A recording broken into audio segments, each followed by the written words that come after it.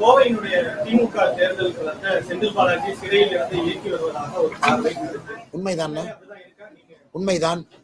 இந்த கரூர் கம்பெனி என்று சொல்லக்கூடியவங்க வந்துட்டாங்க. ஜெயில இருந்து செந்தில் பாலாஜி அவர்கள் டெய்லி போன்ல பேசுறாரு.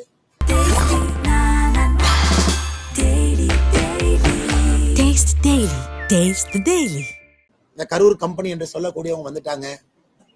ஜெயில இருந்து செந்தில் பாலாஜி அவர்கள் டெய்லி போன்ல பேசுறாரு, இயக்குறாரு, கதை திரைக்கதை வசனம் எழுதுறாங்க. டிஆர்பி ராஜாக்கு அவர் தான் கதை திரைக்கதை வசனம் எழுதி கொடுத்துட்டு இருக்காரு. இதை செய்ய அதை செய்யன்னு டிஆர்பி ராஜா அவர் சொன்னதை இங்க செஞ்சுக்கிட்டு இருக்காரு. பட் இந்த டைம் என்ன கதை திரைக்கதை வசனம் எழுதினாலும் கூட கோயம்புத்தூர் மக்கள் தெளிவாக இருக்கின்றார்கள்.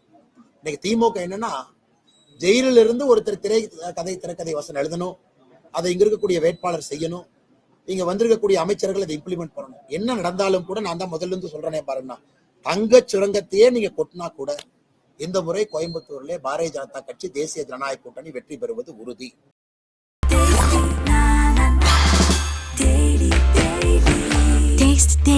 Taste the Daily.